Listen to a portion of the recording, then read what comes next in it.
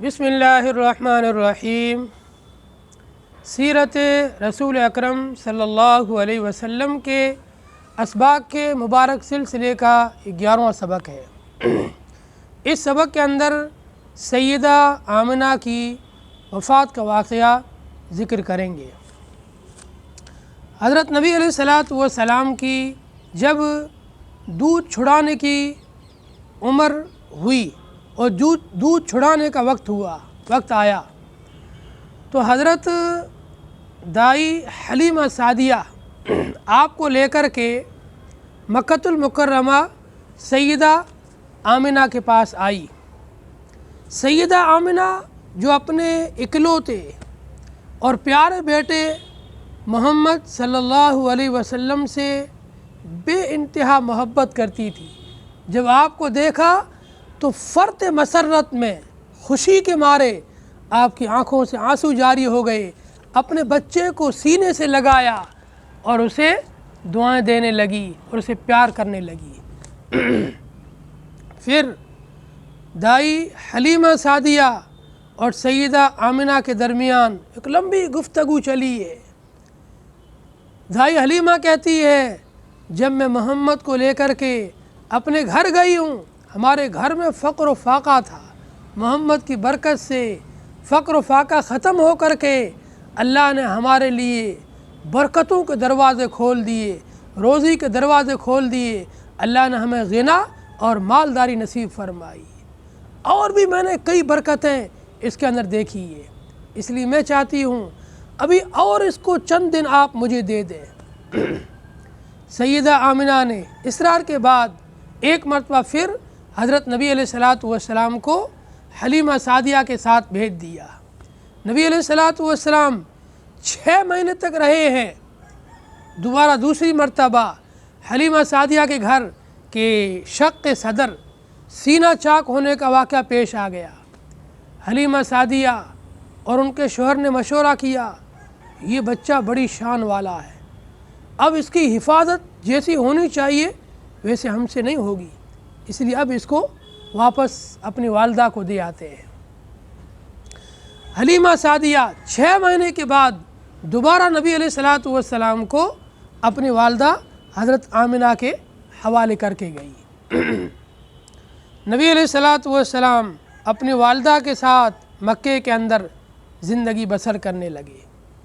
جب آپ کی عمر 6 سال کے قریب ہوئی، سیدہ آمنہ نے ارادہ کیا، عزم کیا کہ حضرت عبداللہ کی قبر پر بھی حاضری دیں اور اپنے میکے اور اپنے والد کے گھر بھی جا کر آ جاویں۔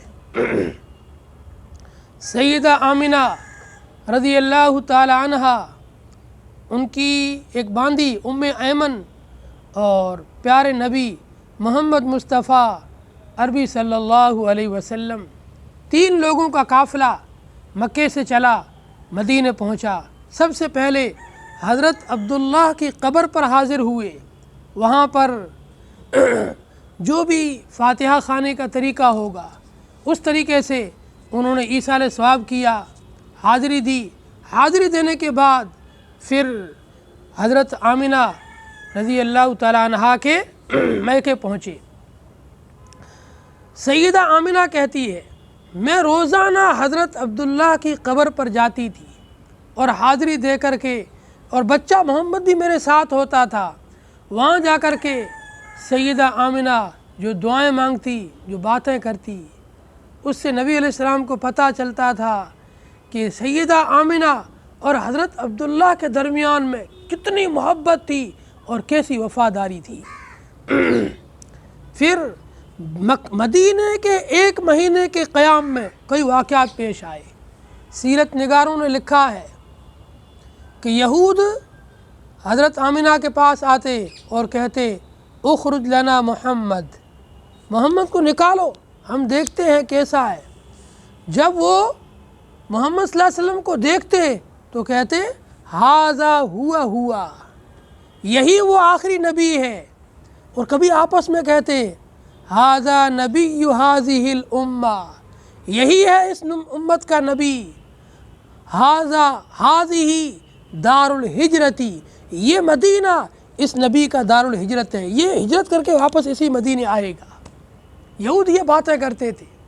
سیدہ آمنہ کہتی ہے جب میں نے یہود کی ان باتوں کو سنا تو مجھے اپنے بچے پر اندیشہ ہوا کہ کہیں کوئی اس کو نقصان نہ پہنچائے، اس لیے میں نے ارادہ کیا کہ واپس مکے جاؤں۔ سیدہ آمنہ 1 مہینے تک مدینے میں قیام کرنے کے بعد، مدینے میں رہنے کے بعد واپس مکے کے لیے روانہ ہوئی۔ آپ کے ساتھ میں آپ کا بچہ محمد صلی اللہ علیہ وسلم ہے اور ایک باندی ام ایمن ہے۔ مدینے اور مکے کے درمیان ایک مقام ہے، ایک جگہ ہے جسے ابوا کہتے ہیں۔ اس ابوا کے مقام پر پہنچے، سیدہ آمنہ کی طبیعت بگڑ گئی اور موت کا وقت آ گیا۔ کیا عجیب منظر ہوگا اور کیسا دردناک منظر ہوگا۔ بے آب ہو گیا جنگل، دور دور تک کالے کالے پہاڑ، صرف 3 آدمیوں کا قافلہ، ایک 6 سال کا بچہ ہے، ایک اس کی ماں ہے، ایک اس کے ساتھ اور دوسری عورت ہے۔ سیدہ آمنہ کا آخری وقت آ پہنچا، موت کا وقت آ پہنچا۔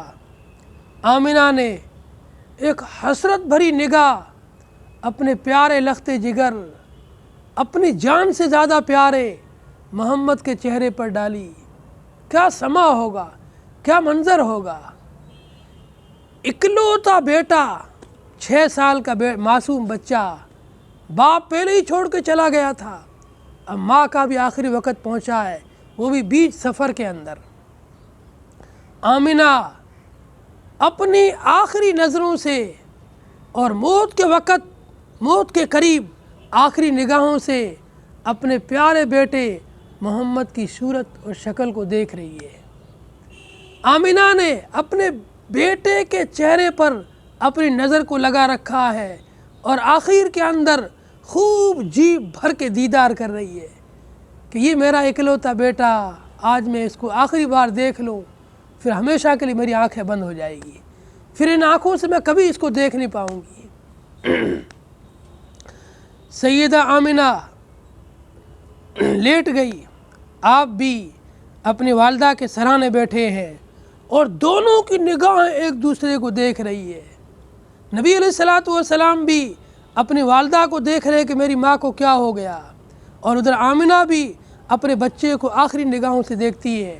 اور پھر عربی کے اندر کچھ اشعار پڑھے ہیں، کہتی ہے بارک فیک اللہ من غلام، بارک فیک اللہ من غلام، اے بچے اللہ تیرے اندر برکت دے، تیری زندگی میں برکتیں دے، تیرے علم میں برکتیں دے، تیری شہرت میں برکتیں دے، تیرے مقام میں برکتیں دے، تیری ہر چیز میں برکت عطا فرمائے۔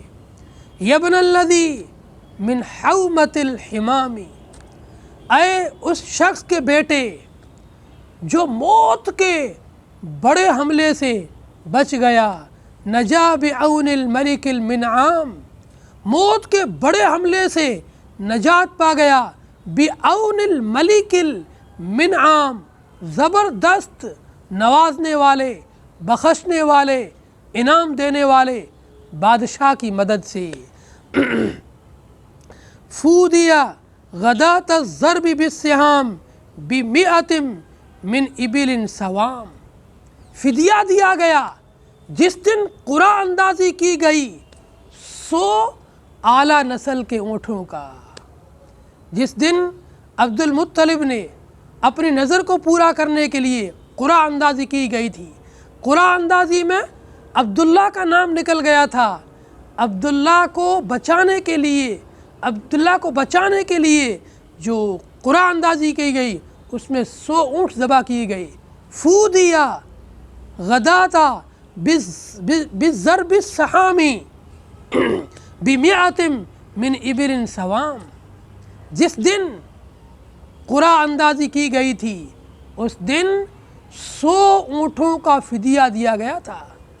اس عظیم الشان آدمی کا بیٹا انصحا ما ابصرت فی المنام، اگر صحیح ہے وہ چیز جس کو میں نے خواب میں دیکھا ہے، فأنت مبعوث الی الانام، تو تمام دنیا کے لوگوں کی طرف، تمام عالم کے لوگوں کی طرف مبعوث پیغمبر بنا کر بھیجا جائے گا، من عندی ذی الجلال والاکرام، اس اللہ کی طرف سے جو عزتوں والا اور جلال والا اور طاقت و قوت کا مالک ہے۔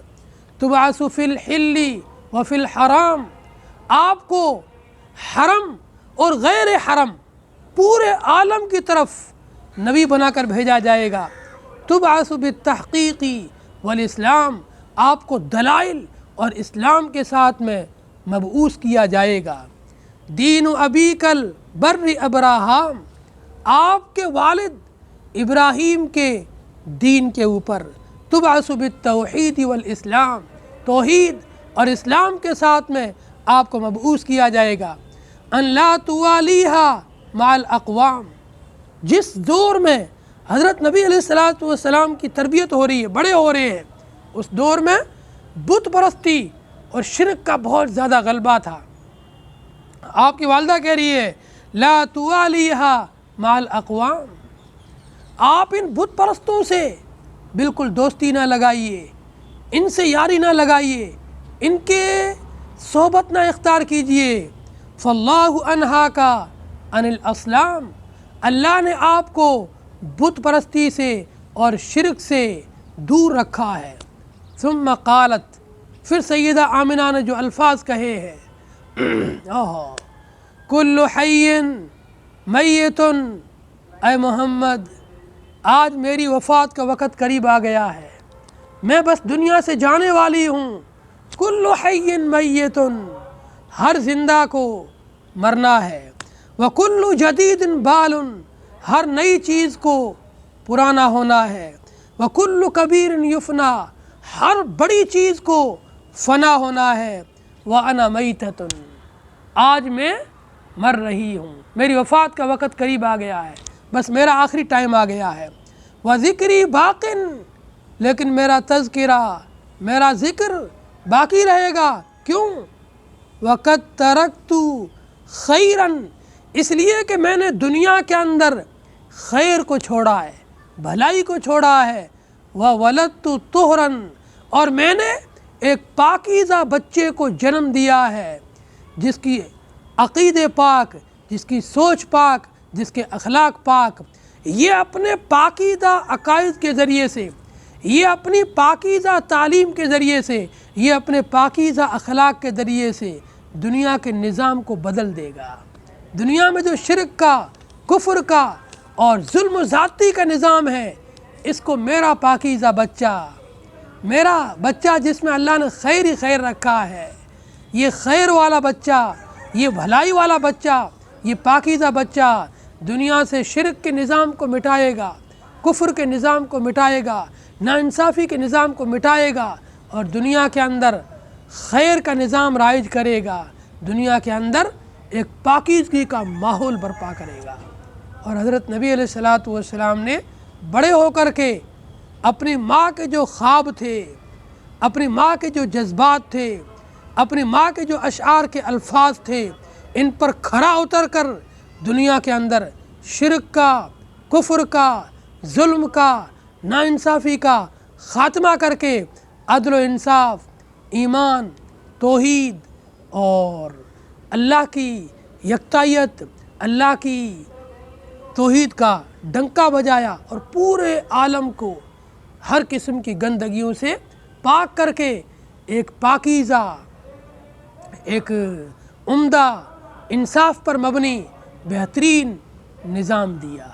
اللہ تعالی ہم سب کو اپنے نبی سے سچی عشق اور سچی محبت نصیب فرمائے۔